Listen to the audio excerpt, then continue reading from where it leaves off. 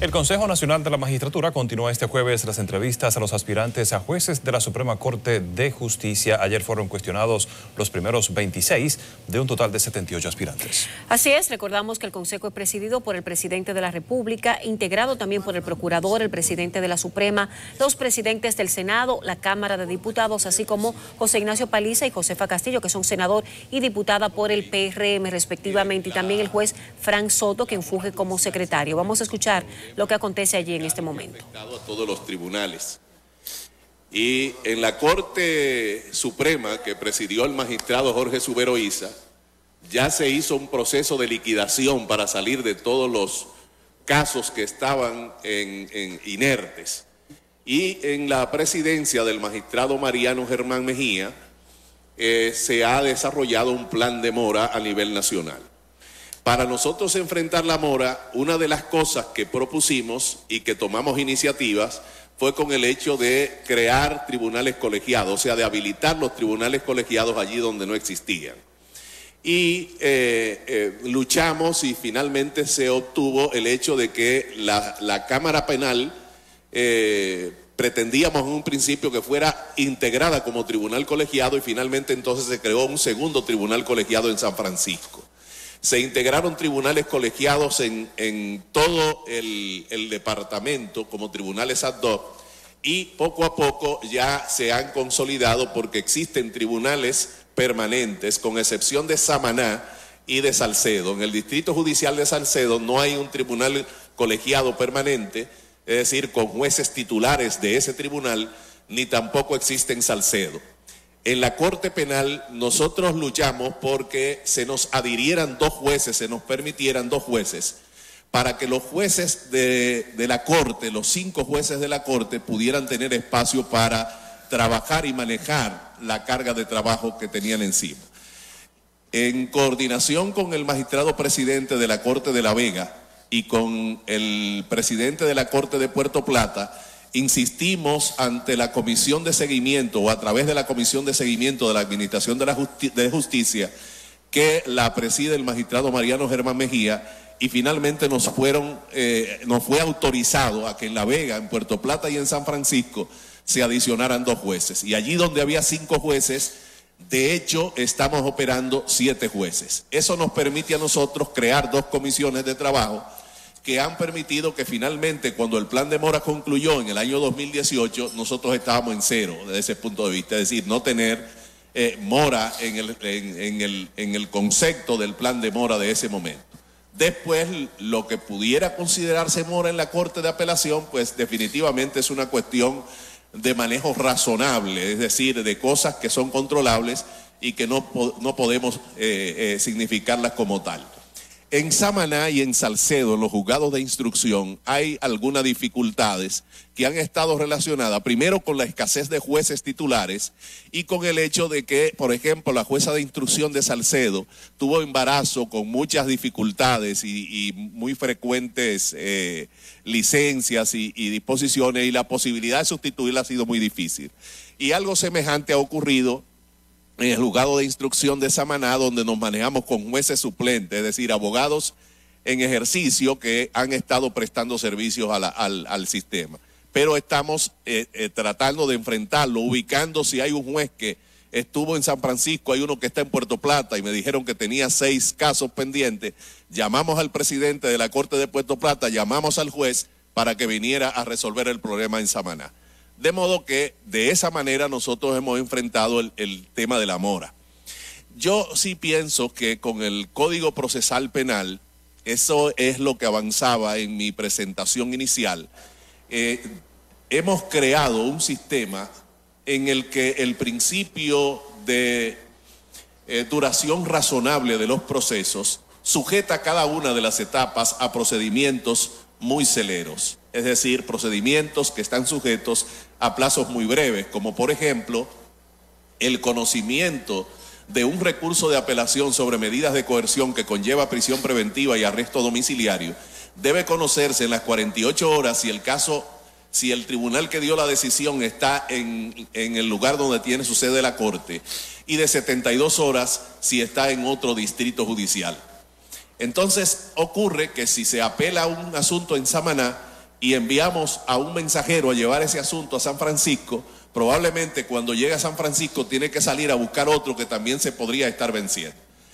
Y eso lo que nos dice es que esos plazos breves y ese procedimiento necesita el apoyo de una tecnología que debe ser distinta a la tecnología que se empleaba en el viejo sistema, en el que no teníamos las computadoras y no teníamos todos esos mecanismos. Y una de las cosas que hemos estado insistiendo, y que obviamente ahí están las limitaciones de presupuesto, era que en cada distrito judicial, al menos en cada tribunal, hubiese un escáner que permita escanear los asuntos y tramitarlo con gran velocidad para que podamos conocer oportunamente un caso.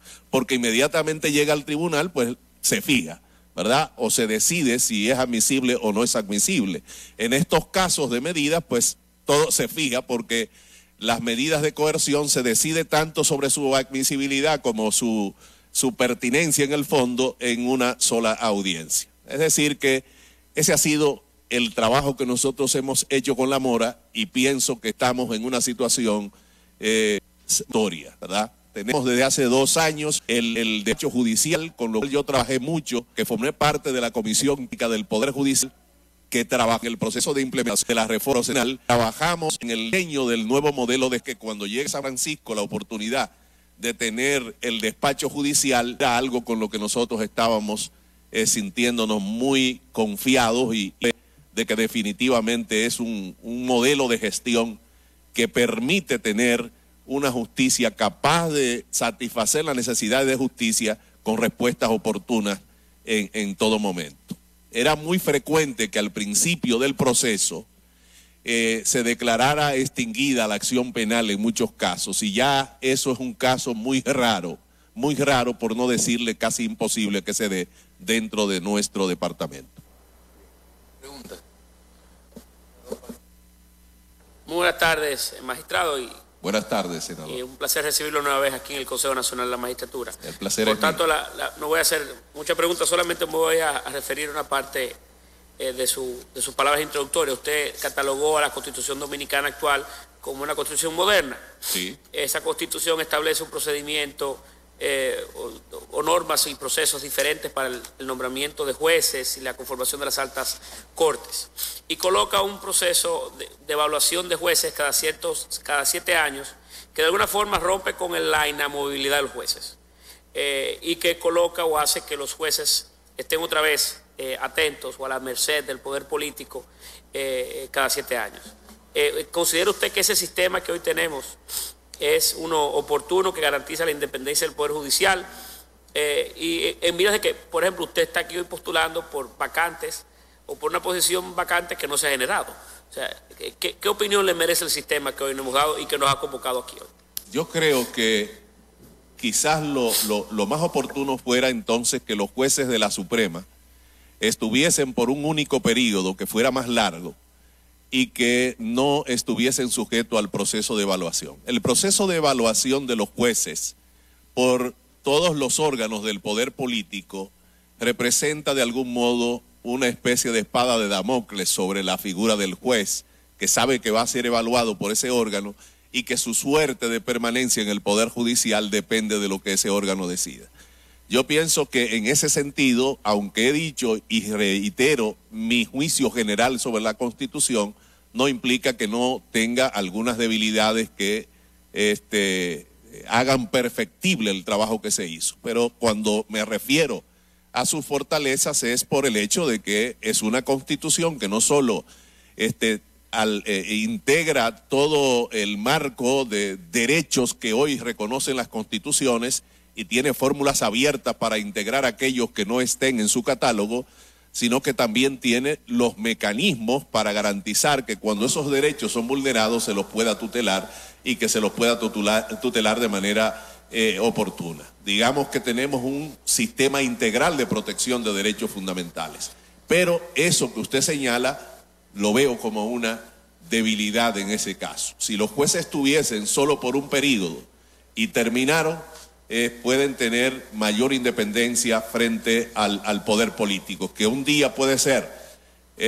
un presidente, un jefe de Estado democrático, pero podría no serlo en algún momento. y pudiera, de algún modo, esto influir en la calidad de la justicia que se administra. Diputada Castillo. Buenas tardes, honorable magistrado Claudio A. Medrano Mejía. Esta es la cuarta vez que usted viene aquí. Sí. Me han gustado sus exposiciones en todas las veces que ha llegado. Muchas gracias. Fíjese, la Constitución de la República tiene tres partes fundamentales. La parte dogmática, la parte orgánica y la parte pragmática. Me gustaría que usted se refiera a estas tres partes. Y junto con ello también, usted se expresara sobre las atribuciones que esta Carta Magna, nuestra Constitución de la República, le confiere a la Suprema Corte de Justicia. Ok. Miren, la parte orgánica y la parte dogmática de la Constitución, yo diría que son realmente el contenido que materialmente usted encuentra en la Constitución. La parte pragmática sería, digamos, el uso el que da el intérprete y el aplicador de las normas constitucionales en la solución de los conflictos constitucionales.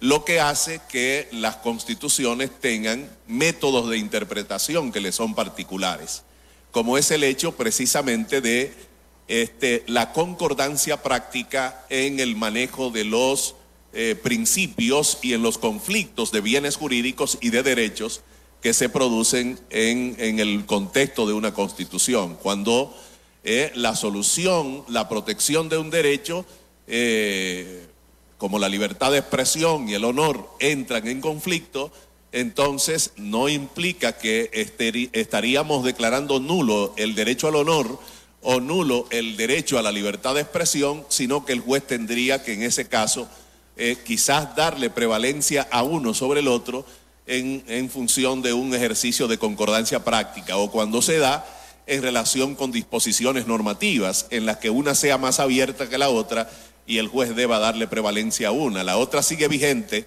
pero el juez ha solucionado en favor, por ejemplo, de la que más favorece a la libertad, la que más favorece al hombre y a su dignidad.